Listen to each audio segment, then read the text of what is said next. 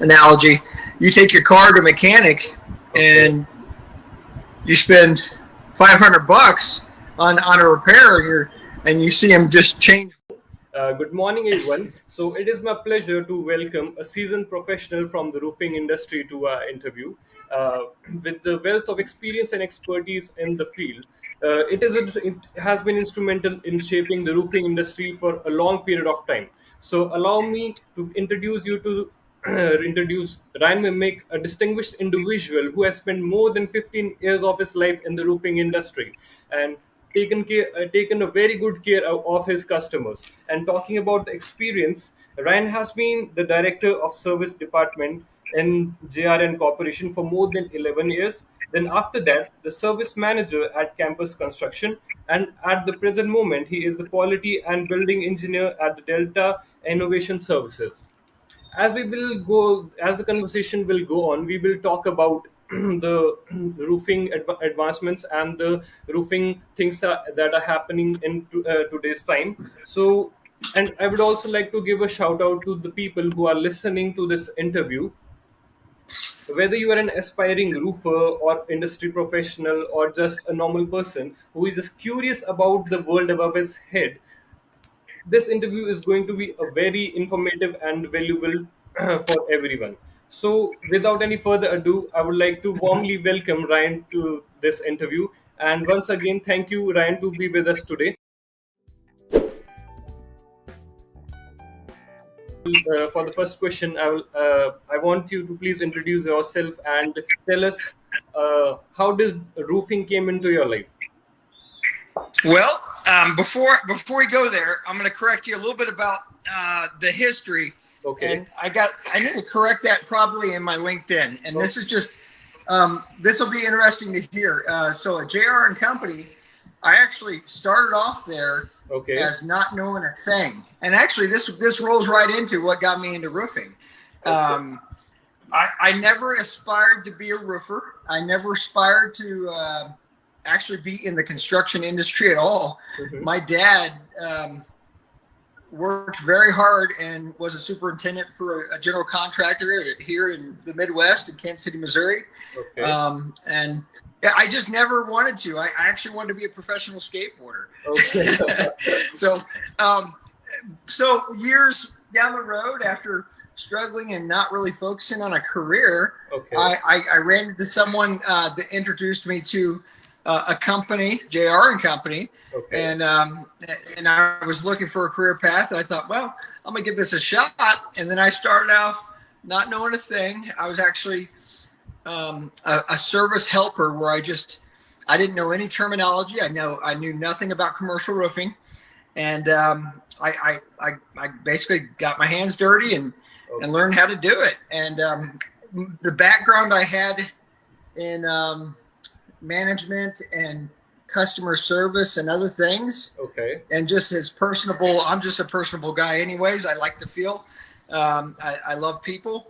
I love different cultures, I was kind of growing up in the skateboard industry. You run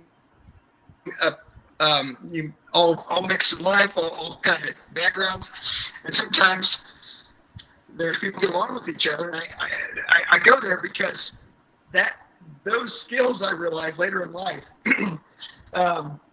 learned. I was a mediator amongst my friends in the industry sometimes because there was kind of like they were kind of like skateboard gangs in Kansas City, like where they didn't get along, and I was the guy that got along with everybody. So, and I could diffuse things. And I think those skills I learned in the streets of skateboarding, I was able to transfer into my professional life. I just want to paint that picture because I've reflected on that for many years, thinking about, why did I do that? You got to wonder. Everything's for a reason, right? But yeah, that rolls into me just learning this industry over 15 years ago, just out in the field, and I did that for quite some time until I started had enough leadership ability and skills to run a crew. And then over time, I went back in the service department. I ran a truck, and then after that, I ended up they didn't really assign me the position, but I started assuming some roles. And then they gave me the position after they realized, wow, that he's managing this department. Okay. And so, like, for the last 6 years or more that I was at JR and Company, I was the director of service and helped grow the service department. So, and then I did take a leap of faith with a smaller organization called Compass Constructors. Okay. And it just wasn't a right fit. And at the time, it didn't work out. But I'm a very good roofing and sheet metal firm here in Kansas City, Missouri, called Delta Innovative Services, like you mentioned. And so I appreciate you asking that. Did that answer the question at all? Yeah. I kind of went off the rails. It's okay. What do you think that normal people, misunderstand about the roofing people in general? What are the main misconceptions? From your side as a roofing expert, what do you think about this? Okay, well, I don't. Well, that's a tough one, because then I'm going to tell you what I think other people think. And it appears sometimes I do feel like people are misled to trust the wrong people at times, for the wrong reasons. And roofing's not cheap. I think meaning if you think you can find a cheaper solution after you dug and you found a quality person that you like, I think that's one of the things I've run into after being in the industry long enough, because I work with I don't work directly with subcontractors anymore like I used to. There's a lot of good subcontractors, and these are people that contractors like Delta and other companies I work for would hire. Well, actually, Delta we have in-house crews, but JR and Company would hire. They're good crews, but you really gotta if a large company like JR and Company or Delta were to hire those companies, they got to be managed like they're your employees. So I just think cheaper is not always the solution.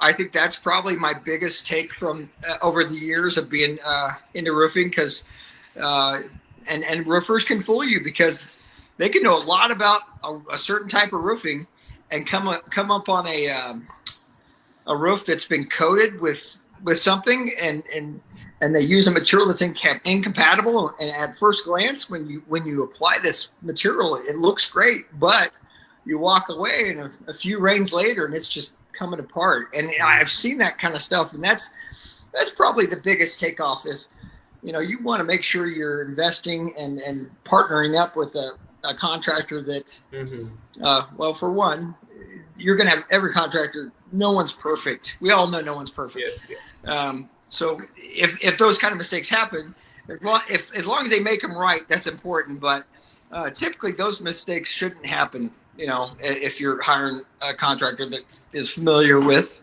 compatible materials and how to install things. So. I also want to ask that what are the main myths about the roofing industry? Actually, I was digging deep into it, so I was not able to figure some things out. So, as you are an expert, so you can give me a very good description about what are the main myths about the roofing industry. No. Yeah, I'm looking over the question of that and thinking, what is a common myth about our job or fielder? A myth. Well, I think it goes back to, roofing's not easy. What we do it can be easy. I think also, I kind of relate it to taking my car to like roof repairs. People think anybody can repair a roof. If you're a residential roofer or anything, oh yeah, my cousin or uncle or brother's a roofer, he can go fix your problem. That's not always the case. I think that's a big myth. Going back to the mechanic analogy, you take your car to a mechanic and you spend $500 on a repair, and you see them just change one little piece, if you're there, you don't pay for what they do, because what they do is probably very simple and you could really do it, but you pay for their knowledge and the years of experience that they've, and any education that they've invested in. Yes, yes. That's what you're paying for, Exactly. And I think that's the most, nothing's cheap, right? You're paying for people's experience and their, years of school or whatever they've done to get good at their trade. Now I would like to. The biggest myth. Yeah. Go ahead. Yeah. Please continue.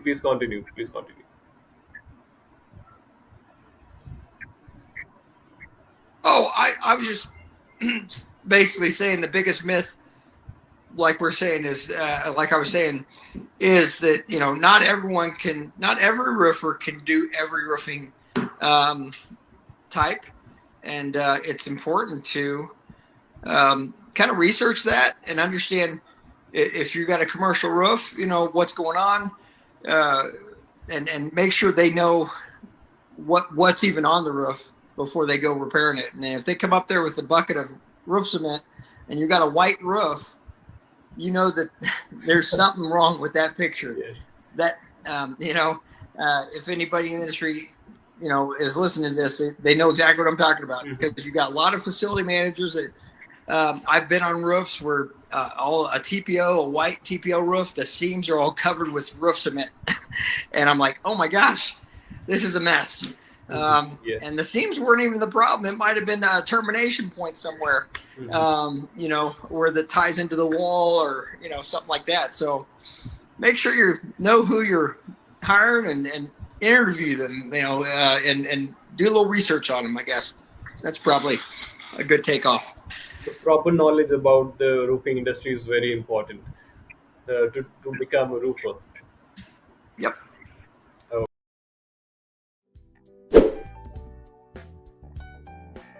So the next question that I would like to ask you is, how do you maintain your work-life balance, and what are the challenges that you face as an expert in the roofing industry right now? I think my biggest challenge is being a parent. The roofing industry has its challenges. Trying to be a sales expert and I don't want to say consultant, but you want to be basically. I look at situations as I would want to, if someone talking to me, basically how would I want someone to talk to me, and would I want to. I don't want to offer a roof replacement on something that I feel like I can maintain and not have to roof and have to spend the money for 5 years or more. So I don't think I answered your question exactly there, but what was the original question? Let's recap on that. What was the original question, Shabam? The question was like, how do you maintain your work-life balance, and what are the main challenges that you face as a roofing expert right now? Okay, going back to work-life balance. Thank you for I jumped on this call thinking I had another hour, so I apologize. No problem.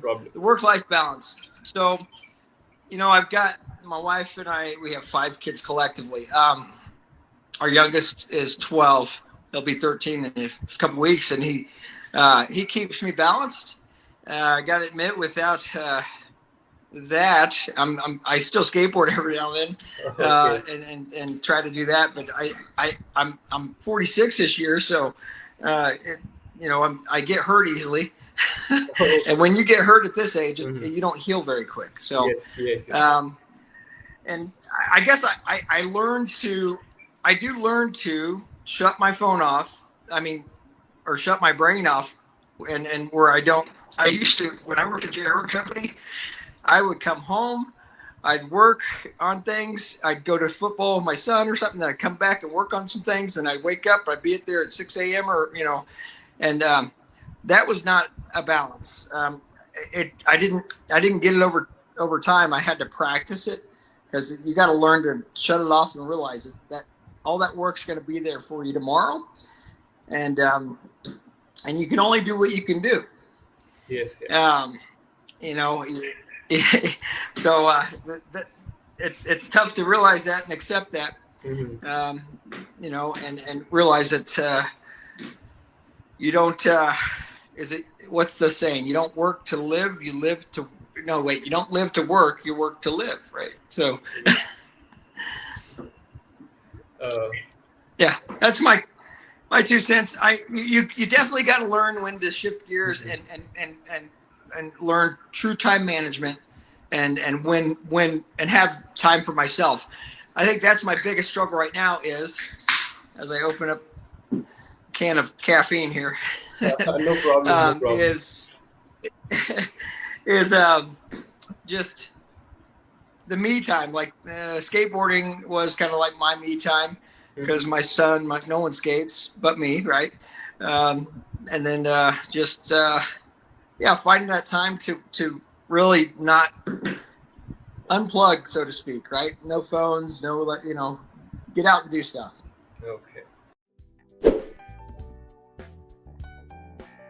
Yeah. So what is your take on the teamwork in the roofing industry? So what is your take on it? The teamwork, meaning, is the question, is there teamwork in the industry or what's the importance of it? Teamwork as in your team, the people you command or as the people that do things at the construction work, basically. Okay. I'll go off the cuff on this, and we'll regarding teamwork. Oh. There's different elements of teamwork that I've learned over the years. I've been at companies that talk about teamwork, and you don't see it in the whole company, right? Mm-hmm. I feel currently I'm at a company that does. They're there for you. You know, everyone's leans on each other. You got people that are weak in some areas and stronger in other areas.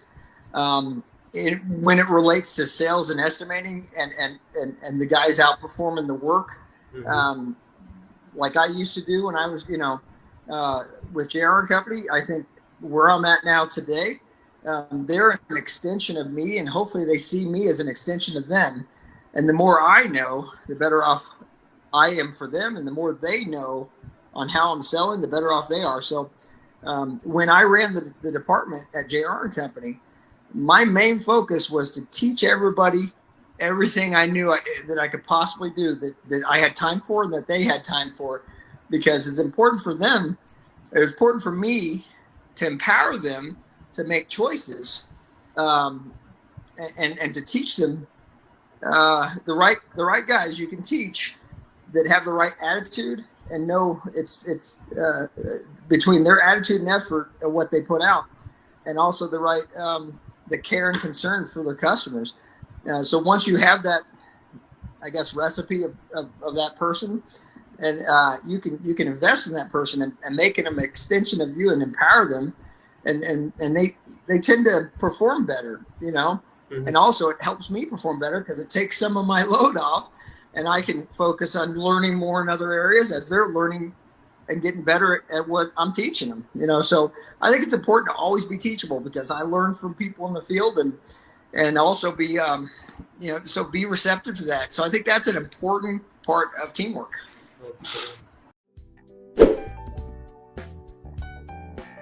We have talked a lot about the roofing industry now, so I would like you to go to some personal stuff now. So the next question is what is a funny story your family tells about you that you would like to share? Too many, probably. I'm a pretty funny guy, but I don't know if I can. This is one I was struggling with, so I'm not sure. I'm not sure their funny is my funny. So, but this is a real random one. But I when I was a kid, I used to I mean, I'm talking about a kid. This is before cell phones and everything. I used to like to call and do prank calls. You guys ever heard of the Jerky Boys? I don't know if you ever heard of them. But and I'm talking this before caller ID, all this stuff. I used to I'd call a pizza place and I'd tell them I want this is so random, right? I tell them I want a 7-slice pizza, and then they would say, "Oh, we can only cut pizzas in 6, 8, and 10 slices or whatever." And I said, "Let me talk to your manager." And I'd get the manager on the phone and I say, you know, your employee told me that they only cut them in 7, 9, 11 slices. I need a 6-slice pizza. Anyways, that probably wasn't too funny, but to me at the time it was kind of funny, and we get a kick out of sharing those things, just little stupid things when we were kids. But that was something random that it just came to my mind. But that was definitely unscripted. Silly prank calls when I was a kid. Good old days. But yeah, I had a lot of fun with just my friends when I was younger. And I'm talking, I was 12. I was my son's age. Then I'm like, I got to wonder what he's doing on these phones nowadays, that they're so high tech. That's scary. This time is very different, as if we don't use the internet correctly, it is very dangerous. Oh, yep, 100%. It can be scary, can't it? So, now I would like. I'm sorry, I have to do this from my phone. No problem. It's not as okay. I was looking for my computer, and I'm thinking my son probably has it somewhere. Okay. No, it's not an issue. It's okay. The main thing is the conversation. Yeah. Yeah. I appreciate you contacting me. This is fun.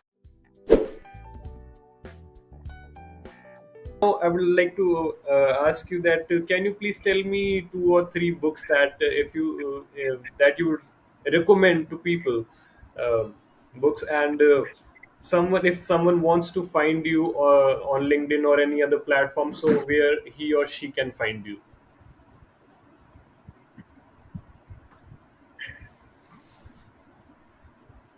Sure. So I came more prepared. I had a little bookshelf here, and I grabbed a few books that are on my bookshelf. Okay. One's right here. It's John C. Maxwell, The 21 Irrefutable Laws of Leadership. Yes. Says follow them, and people will follow you. I think being a true leader, you're also a humble servant too. I think that's important. Also, this is a great one, Good to Great by Jim Collins. Yeah, I have read a really good one. I have read this book, Good to Great. Yeah, it's a great book. It's good, isn't it? Yes, it's great. And this is a pretty interesting one. I almost didn't put this one up, but it's extreme leadership. And this is about a military kind of thing, U.S. Navy SEALs military deal. But it's got some really, it's called, Extreme Leadership. Mm-hmm. And as U.S. Navy SEALs lead to win. Okay. There are some really remarkable stories in there that show, just like I was speaking, you gotta be a leader. People think it's the authority and all that stuff, and really surprisingly enough, and you really one story in here, it shared 2 different groups in their little exercises, and one group kept on winning. I can't remember the exact story. It's been a while since I've read this, and then the other group was losing, and all they did was change the leader. Okay. So, and that's the only thing that mattered. Meaning, it was an exercise. It was like a physical exercise, like for them. And all they did was swap out the leader of each group, and then the other group started winning. And it had nothing to do with the team. It was the leadership of the team. Yeah. And I think that is so true in today in our, everything we do in the industry and any company and things like that. People don't really leave companies. They leave management, poor management, poor leadership. Exactly. Yep. So other than that, I mean, where you can find me, similar to where you found me, is on LinkedIn. I don't have all that. I mean, it's just under my name. Delta Innovative Services is the company I work for. Ryan Minnick, Ryan, Minnick, Minnick. I'm pretty easy to find probably on there, I think. And yeah, feel free to reach out to me and send me an invite, and I'll be happy to be friends with you. Okay.